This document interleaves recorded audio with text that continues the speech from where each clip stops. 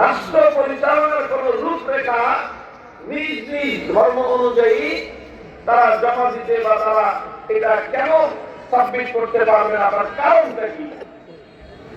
ভাই মূল কারণ একটাই, সেটা হলো ধর্মতাত্ত্বিকদের গবেষণা মতে পৃথিবীতে যত ধর্ম প্রচলিত আছে এর অধিকাংশ ধর্মই কোন না কোন যুগে আসমানি ধর্ম ছিল।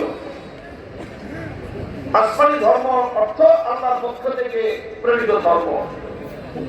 পরবর্তীতে সেই ধর্মের পণ্ডিতেরা যুগে যুগে নানা কারণে নিজেদের ব্যক্তিগত গোষ্ঠীগত স্বার্থ উদ্ধার করবার জন্য সত্যকে মিথ্যার দ্বারা পরিবর্তন করেছে, সত্যের সাথে মিথ্যাকে মিশ্রিত করেছে, আল্লাহর কথার সাথে বান্দার কথা মিশিয়েছে।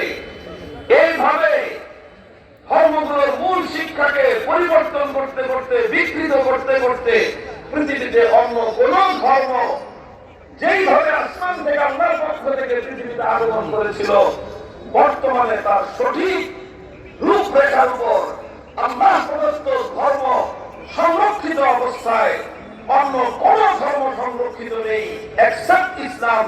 একমাত্র ইসলাম ধর্ম যেভাবে আল্লাহর পক্ষ থেকে দুনিয়াতে আগমন করেছিল সম্পূর্ণরূপে কোন বিন্দু বিসর্গের পরিবর্তন ছাড়া আজও পর্যন্ত পৃথিবীতে সংরক্ষিত আছে।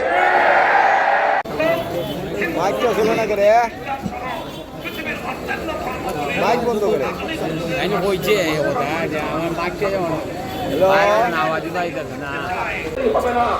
আমরা আল্লাহ পয়গম্বর এবং আল্লাহর কোরআনের আয়াতগুলো তেলাওয়াত করে করে ওয়া আমরুহুম শুরা বাইনাহুম